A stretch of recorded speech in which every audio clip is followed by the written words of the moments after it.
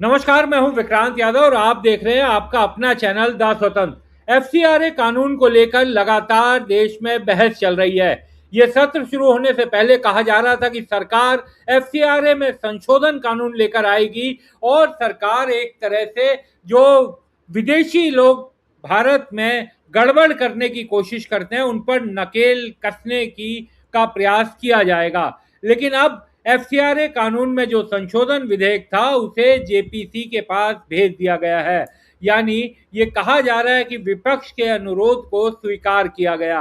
हालांकि इसके पीछे एक और कहानी भी है। ये कहा जा रहा है कि अमेरिका का इसको लेकर बड़ा विरोध था, इस कारण भी शायद सरकार ने इसे ठंडे बस्ते में डाल दिया।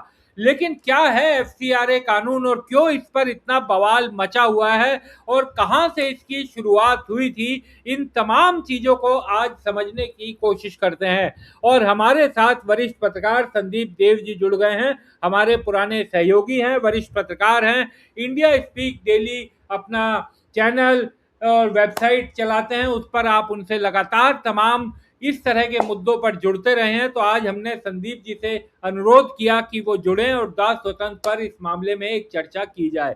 संदीप भाई नमस्कार। नमस्ते विक्रांत भाई। अच्छा लग रहा है कि पुराने साथी जो है मिल रहे हैं। मैं और विक्रांत भाई सीनियर होते थे हमारे दैनिक जागरण में। जी तो और उसके बाद वो चले गए इलेक्ट्रॉनिक मीडिया में, फिर हम रहे प्रिंट मीडिया में, और फिर अभी नए नए प्लेटफॉर्म पे हम लोग काम कर रहे हैं स्वतंत्र होकर। स्वतंत्र सही नाम है, स्वतंत्र हो गया आदमी।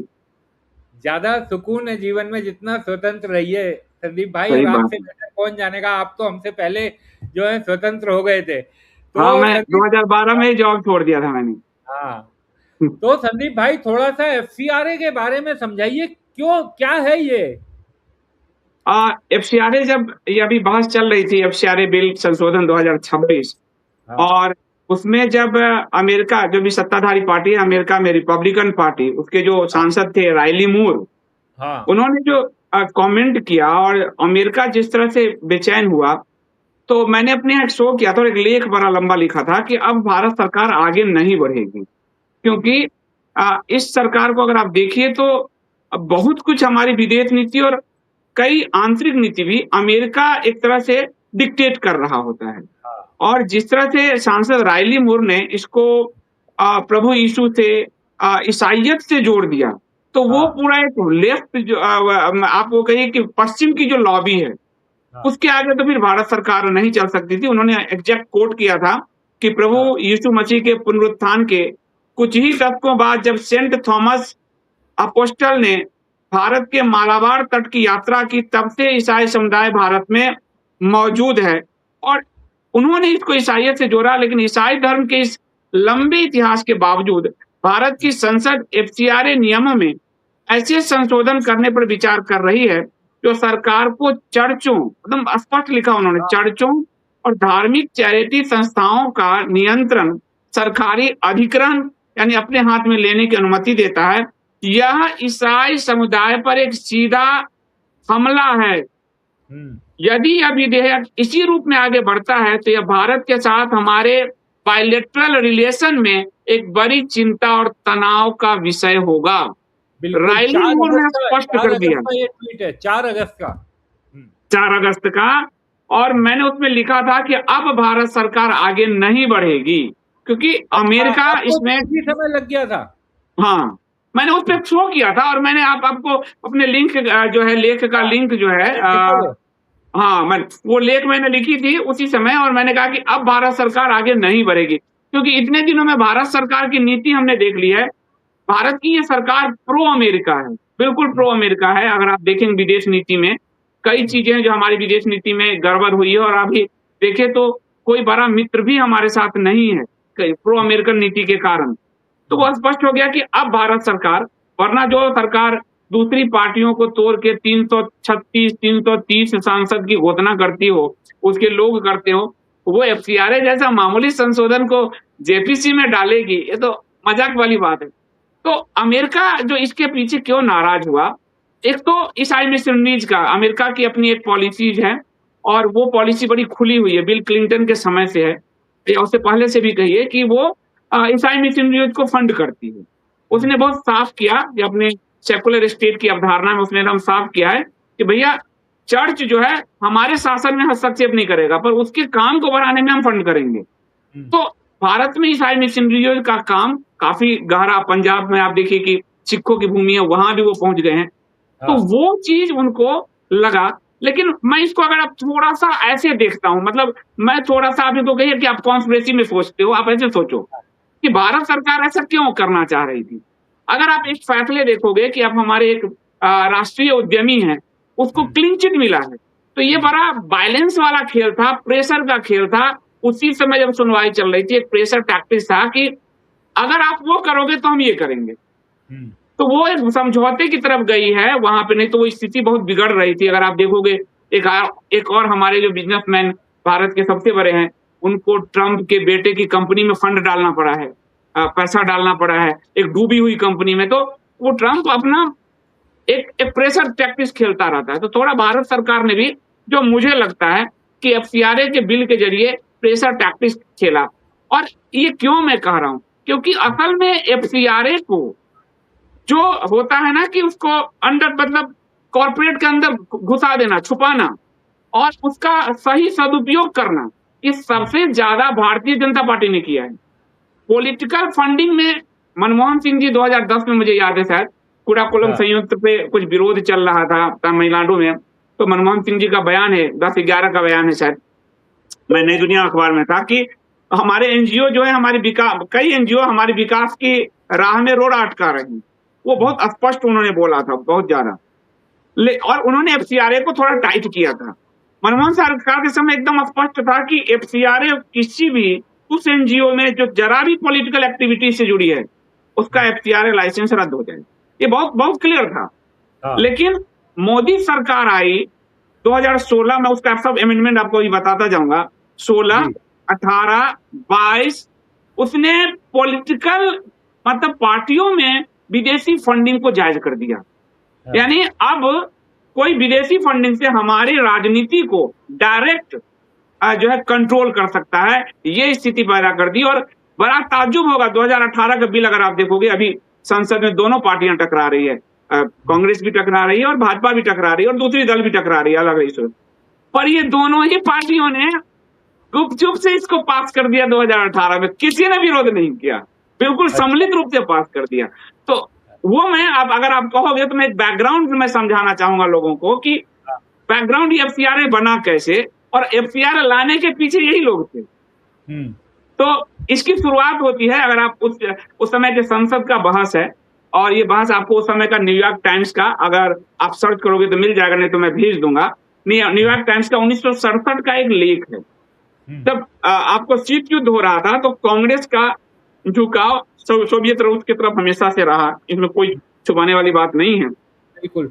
तो सीआईए अमेरिका ने सोचा कि हमारी पोजीशन क्या बनेगी, तो उन्होंने, जो दूसरी पार्टी थी जनसंघ, जिसके ठीक ठाक सांसद थे और पार्टी उभर रही थी, उसको अपने, और एक स्वतंत्र पार्टी थी राजा जी की, श्री राजा गोपालाचारी की, जो अमीर लोग हैं, यानी पूंजीपतियों को वो सपोर्ट करती थी, श्री राजा गोपालाचारी की पार्टी। तो इन दोनों को फंड करना शुरू किया। और 1967 का पहला चुनाव है भारत में जिसमें पॉलिटिकल पार्टी को फंड किया गया, सीआईए ने फंड किया, और सीआईए ने पूरा घुमाकर फंड किया। एक एशिया सोसाइटी नाम से एक संस्था थी, उस सोसाइटी के जरिए फंड किया गया। 1 करोड़ रुपए की फंड आई, जनसंघ के पास आया और स्वतंत्र पार्टी के पास आया। तो इंदिरा गांधी का माथा ठनका कि ये क्या हो रहा है, यानी हमारे पॉलिटिक्स में डायरेक्ट विदेशी फंडिंग आ रही है जो है। तो बाद में इंदिरा गांधी ने एशिया सोसाइटी पे बैन लगाया, इंदिरा गांधी ने, आप देखेंगे बहुत दिनों तक बैन रहा। लेकिन 67 के बाद काफी दिन तक शांति रही। उसके बाद शुरू होता है आपको जेपी का मूवमेंट शुरू होता है, और जेपी का मूवमेंट 74 में आप देखेंगे कि एक साधारण था मेष के खर्च बढ़ने, गुजरात से शुरू हुआ, बिहार होते हुए, मतलब जैसे आज छात्रों का आंदोलन चारों तरफ बढ़ रहा है ना, ऐसे बढ़ता हुआ जब गया। तो जेपी का जब मूवमेंट शुरू हुआ, तो उस मूवमेंट में बड़े पैमाने पर विदेशी फंडिंग आने लगी। ये 76 जब पहली बार एफसीआरए कानून क्यों बना है, उस समय पूरे मूवमेंट को जो फंड कर रहा था, उस समय संघ के एक बहुत कद्दावर नेता थे नानाजी देशमुख। नानाजी देशमुख बहुत कद्दावर नेता थे और उनकी जो है 2-3 संस्थाएं थी। एक संस्था का नाम था दीनदयाल शोध संस्थान, DRI, दूसरा था ग्रामीण विकास ट्रस्ट और तीसरा था चित्रकूट ग्रामोदय। इस पूरे में फंड रूट होके आ रहा था। यानी इंदिरा गांधी, अगर आपको ध्यान, हम लोग तो छोटे थे, मतलब पैदा हुआ, मैं तो 76 में पैदाइश है, तो ये बाद में अखबारों में पढ़ते कि इंदिरा गांधी बार बार कह रही थी कि इस आंदोलन के पीछे विदेशी फंडिंग, वो बार बार कह रही थी, और अमेरिका की फंडिंग है। और 71 की लड़ाई के समय आपको ध्यान होगा कि अमेरिका इंदिरा गांधी से बहुत चिढ़ा हुआ था, एक्सेस चिढ़ा हुआ था। वो किसी तरह चाहता था कि इंदिरा गांधी की सरकार जाए। तो इन्होंने फंडिंग करना शुरू किया और ये इंदिरा गांधी को भनक लग गई कि जो हम संघ का सरस्वती शिशु मंदिर देखते हैं, तब पढ़ाने का, पढ़ने का इतना, वहां तक से विदेशी फंडिंग हो रही। ये भी उस समय के रिपोर्ट में है, उस समय के IB की रिपोर्ट है, संसद में बहस हुई थी उसकी रिपोर्ट है। तो इंदिरा गांधी ने इसी को कंट्रोल करने के लिए जो है आपको FCRA कानून लेकर आई। तो FCRA की शुरुआत कहां से होती है? संघियों को भी जो विदेशी फंडिंग मिली, उस फंडिंग पर कैप लगाने के लिए इंदिरा गांधी ने आपको FCRA कानून 1976, आप लोग देखते होंगे हम लोग कानून में, ये 1976 में इसीलिए ले आई। और जो नानाजी देशमुख की संस्थाएं थी, 1969 में उन्होंने NGO स्थापित कर लिया था।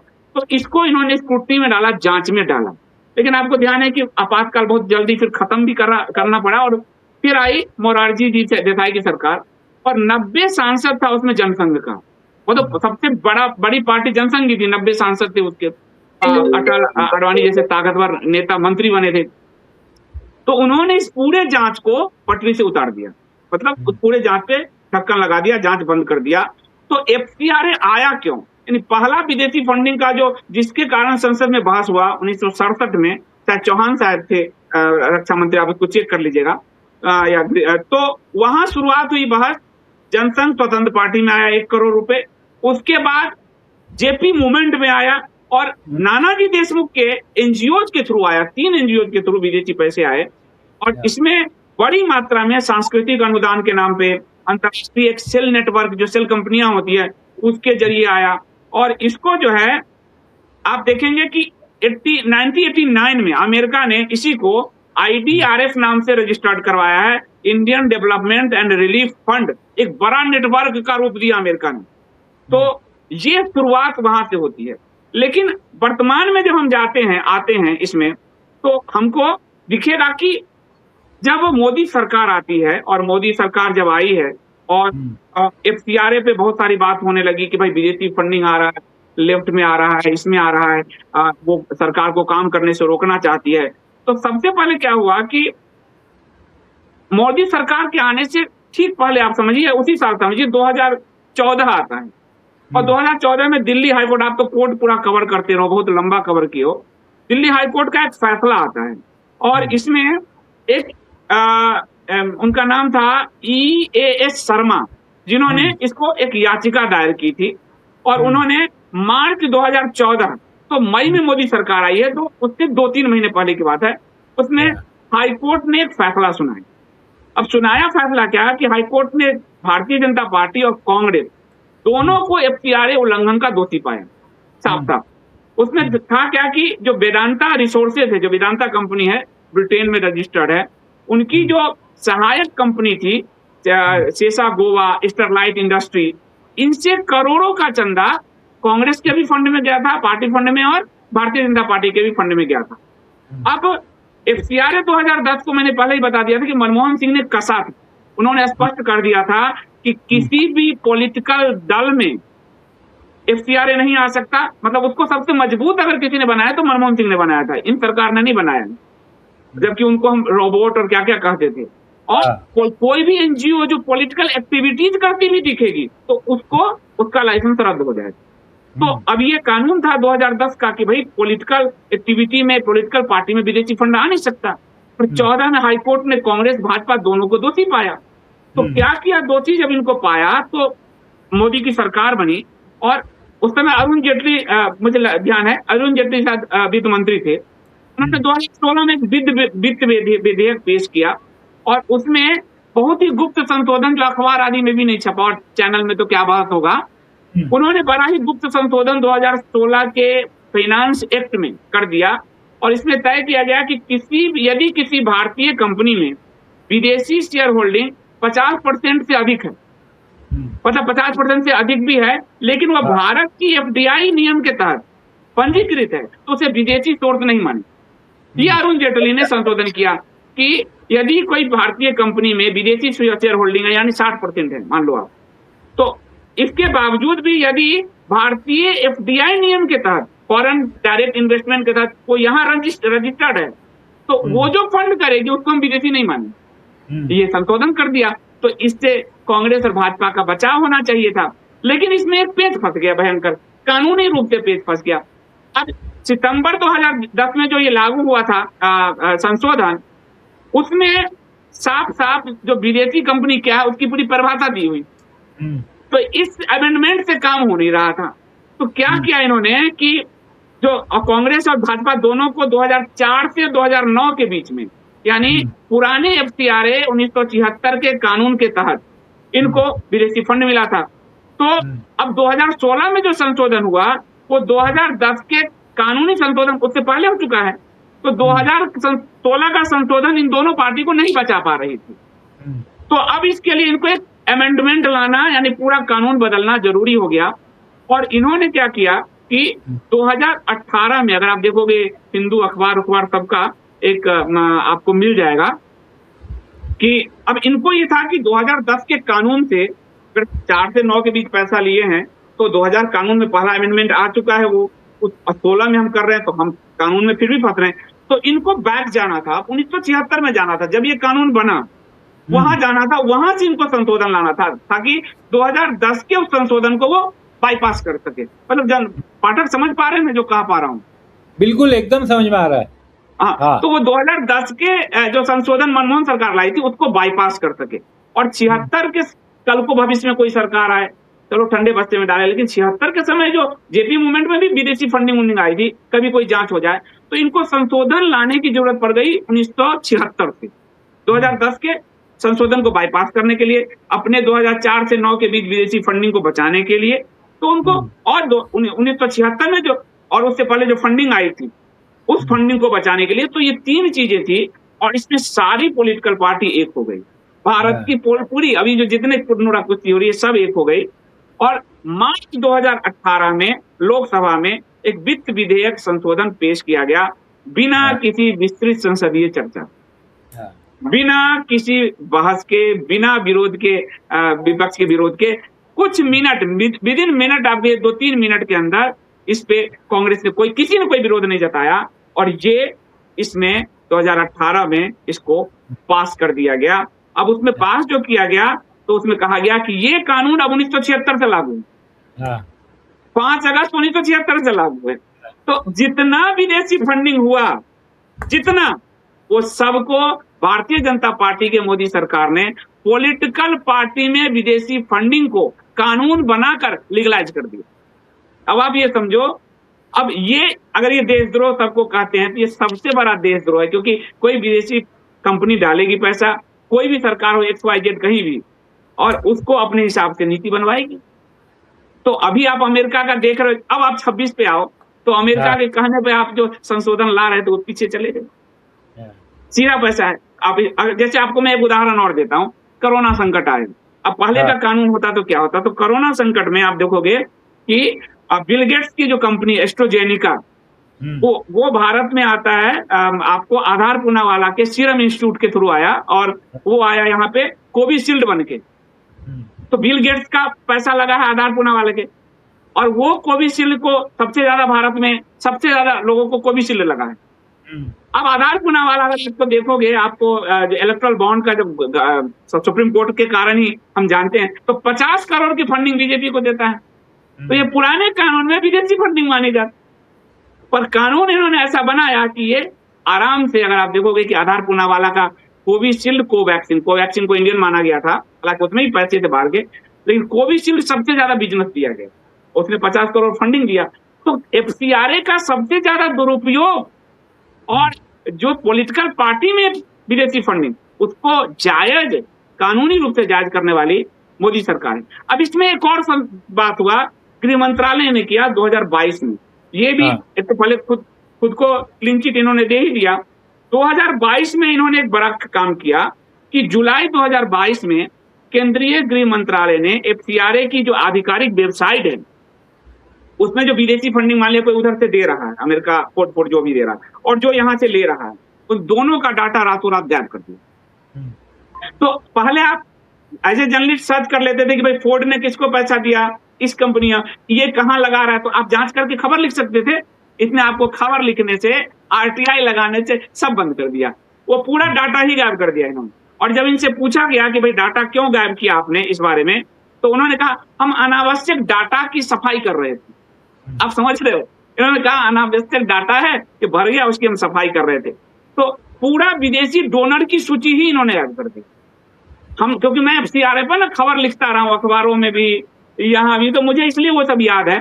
तो वो पूरा विदेशी किस संस्था ने किस ट्रस्ट को कितना पैसा दिया, ये पूरी तरह से गायब कर दिया गया। 22 में भी ये काम किया गया।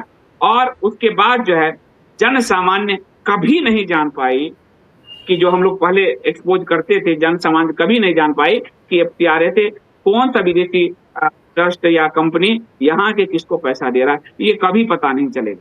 लेकिन सरकार, हाँ जी कंप्लीट कीजिए। तो ये कभी नहीं पता चलेगा। अब एफसीआरए के कानून को बाईपास करके एक और चीज आया, 16 हो गया, 18 हो गया, 22 हो गया। अब हम कोविड काल में ही चर्चा कर रहे हैं, तो मार्च 2020 चले जाते हैं, 22 से थोड़ा पहले। उस समय एक ट्रस्ट का गठन किया गया प्रधानमंत्री के आवास के नाम पर, पीएम केयर फंड।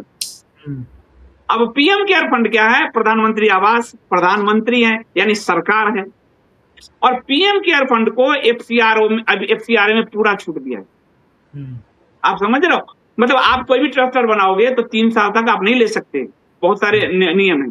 तो वो पूरा छूट दिया गया पीएम केयर फंड को, आरटीआई में छूट दिया गया। और अभी तो शायद हिंदू की खबर है या एक्सप्रेस की, 2022 के बाद इसकी कोई ऑडिटिंग ही नहीं। तो विदेशी फंड का सबसे बड़ा काम जिस पार्टी में आया है वो खुद ही सत्ता में बैठी है, जिस ट्रस्ट में आया है वो पीएम के प्रधानमंत्री आवास पे दर्ज है पीएम केयर फंड जो है। और जो कानून बना कर विदेशी फंडों को बचाया है, पॉलिटिकल एक्टिविटीज में लगाया है, वो ये पार्टी है। तो ये 26 का संशोधन क्यों लाना चाह रही थी? जब हम घूम के देखते हैं कि इनके कुछ मित्रों को रिलीफ मिल गया है भयंकर, तो ये प्रेशर टैक्टिक्स था। और इसलिए मैंने उसी दिन कहा कि अमेरिका बोला है अब ये नहीं हो, लेकिन इनको हमेशा हिंदू वोट लेना होता है। आपको ये बात ध्यान रखना होगा कि इनका मूल वोटर हिंदू है। ये भले सब काम करते हैं लेकिन हिंदुओं को मूर्ख बना लेते हैं। तो इन्होंने उसको कहा कि हम अब उसको प्रचारित किया गया कि मोदी सरकार लाएगी तो हम चर्च को और मस्जिद को सरकार अपने कब्जे में जब्त कर लेगी। ये बात चला था कि, लेकिन सरकार उस संशोधन में एक लाइन लिखी हुई थी कि जो धार्मिक उनकी पहचान है वो पहचान ऐसी भी रखी जाएगी, लेकिन इसको प्रचारित दूसरी तरह से मीडिया के जरिए, जो दरबारी मीडिया आदि के जरिए करवाया गया कि अब वो चर्च जब्त कर सकते हैं, अब वो मस्जिद जब्त कर सकते हैं, वो बिल्डिंग जब्त कर सकते हैं। तो वो जो नैरेशन बिल्डिंग है वो कर लिया उन्होंने, वो नैरेशन पे ही काम करते हैं। उनका बहुत ज्यादा आप देखोगे कानूनन काम करना नहीं, वो नैरेशन पे काम करते हैं, वो नैरेशन उन्होंने बना लिया। ये बात सरकार तो कह रही है कि हम लोकतांत्रिक है, यानी सरकारी सूत्र, और क्योंकि विपक्ष का विरोध है, विपक्ष के कई राजनीतिक दलों का विरोध है, इसलिए जेपीसी के पास भेजा है। सरकार अगर इतना ही लोकतांत्रिक है तो दूसरी पार्टियों को तोड़ के क्यों 336 और 330 पुरा रही है? उसको बहुमत तो है ही मिला। तो आप अभी लोकतांत्रिक हैं तो महिला बिल पहले ला चुके हो जिसमें कांग्रेस ने भी आपको सपोर्ट किया, महिला बिल पास कर चुके हो, अब महिला बिल के नाम पे परसिमन क्यों ला रहे हो? कहां लोकतांत्रिक? ये तो आंखों में बिल्कुल धूल झोंकना है ना कि हम अच्छा आपको अगर विपक्ष की बात माननी ही थी तो आप जीएसटी में विपक्ष की बात क्यों नहीं मानी? पूरा जीएसटी में तो विपक्ष बाहर था। आप खुद जब गुजरात के मुख्यमंत्री थे तो आप जीएसटी का विरोध कर रहे थे, तो लोकतांत्रिक वो मनमोहन सिंह थे जो आपके विरोध को देखते हुए जीएसटी लागू नहीं किया, और आपने रात में जीएसटी लागू किया, विपक्ष था ही नहीं उसमें। तो असल में आप अगर देखोगे बहुत तरीके से जो अगर इनकी साइको एनालिसिस अगर आप करोगे संघ का, मतलब भाजपा भी संघ ही है, तो ये उस झूठ को इतना मल्टीपल करते हैं ना कि आपको वो सच लगने लगता है, और उसको अपने नेटवर्क से वो पूरा लड़ाई ही नैरेशन का खेलते हैं। वो फैक्ट पे नहीं खेलते, वो नैरेशन पे खेलते हैं। उस नैरेशन को जब पहली बार गोलवलकर, आपको बड़ा आश्चर्य होगा कि भारत स्वतंत्र हुआ और स्वतंत्रता का मात्र 3 साल हुआ। 3 साल बाद यानी 1950 में नागपुर के संघ की शाखा में CIA का सबसे बड़ा अधिकारी जे कुरन वहां बैठा हुआ है, 1.5 साल बैठा है वो, और ये दूसरों को विदेशी कहते हैं। 1.5 साल में उसने पूरी जो है आपको ह्यूमन मैपिंग किया है, पूरा उसने भारत के सेना में विद्रोह कराने का प्रयास उन लोगों ने किया है। उस पर उस समय की पूरी रिपोर्ट है। मैं तो एक पूरा लेखों की श्रृंखला, मैंने 8 लेख लिखे हैं, 18 लेखों की श्रृंखला है, 8 अभी तक मैं लिख पाया हूँ इनके। तो ये असल में अगर फैक्चुअली पत्रकार हमारे स्वतंत्र होते, जो मीडिया है, और वो उस तरह से सवाल जवाब कर पाते, तो जनता इतना भ्रमित नहीं होती।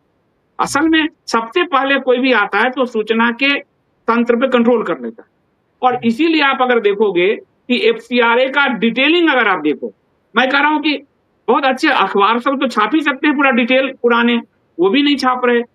मतलब आप देखिए कि क्यों आया, इनके दीनदयाल फाउंडेशन के लिए आया, किसके लिए आया, ये कोई कानून के बारे में आपको, मैं इंडियन एक्सप्रेस लेता हूं, वहां तक भी मुझे नहीं मिला, जबकि उसका जर्नलिज्म एक करेज वाला जर्नलिज्म कहते हैं लोग, वहां भी मुझे ये चीजें मिस मिली।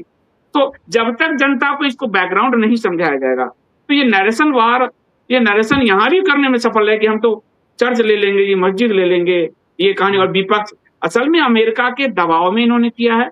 अमेरिका का खुद सांसद वो बोल रहा है इस बारे में, और आप वहां देखिए कि इसके तुरंत दिन बाद एक जो है एक फैसला भारत के बिजनेसमैन के पक्ष में आ जाता है। नाम लेना ठीक नहीं है, वरना वो कब से उसमें जूझ रहे थे, ट्रंप के वकील को लगाया था, तब भी चीजें नहीं हो पा रही थी। लेकिन अब आप देखिए तो आपको ये समझना होगा कि इनके लिंक्स बहुत गहरे होते हैं, जो भी सरकार होती है, और वो किसी एक चीज के लिए काम नहीं, उसके बहुत सारे तंत्र उसमें जुड़े होते हैं। और ये जो FCRA है वो एक बिल्कुल गिव एंड टेक वाला सिचुएशन था, उस पर उन्होंने काम किया है। अपना एक हिंदुओं का नरेशन भी बना लिया हिंदू वोट के लिए, और जिसने सबसे ज्यादा पॉलिटिकल पार्टी में विदेशी फंडिंग को कानूनी बनाया, वो खुद ही वो देशभक्त बन जाता है, दूसरों को देश विरोधी और देशद्रोही पता नहीं क्या क्या कहा देता है। तो ये है पूरा नरेशन FCRA। बिल्कुल, और इससे लोगों को पूरा ये समझने में मदद मिलेगी। संदीप भाई, बहुत बहुत शुक्रिया, आप हमारे साथ जुड़े और इस चर्चा में शामिल हुए। और ये भी देखना दिलचस्प रहेगा कि अगले सत्र में या जब भी अब JPC को समय दिया जाता है, JPC इस मामले में क्या करती है और आगे क्या होता है। क्योंकि अभी तो ये मान लिया गया है कि फिलहाल के लिए इसे ठंडे बस्ते में डाला गया है, और JPC अब इस पर चर्चा करके आगे बताएगी कि इस पर क्या किया जाए। बहुत बहुत लेकिन चुनाव होगा विक्रांत भाई, एक सेकंड, अगर चुनाव होगा तो चुनाव में कहीं भी स्लिप हो रहे होंगे। चुनाव के समय, एग्जैक्ट चुनाव में, पार्टी का अगर आप साइकोलॉजी समझो, चुनाव के समय वो स्लिप हो रहा होगा तो वो पत्ता खोल देगा, वो कहेगा हम ला रहे हैं मस्जिद जब करने जा रहे हैं, चर्च जब करने जा रहे हैं, वो चुनाव के समय कर लेगा। आप देख लेना, अगर वो फंस रहा है, उसको लग रहा है कि इंटरनल सर्वे में कि हम वोट में नहीं आ रहे हैं, तो वो कुछ भी कर सकता है, ये बात भी है। चलिए, बहुत बहुत शुक्रिया संदीप भाई, आप जुड़े, चर्चा में शामिल हुए। Thank you so much Vikrant भाई, थैंक यू।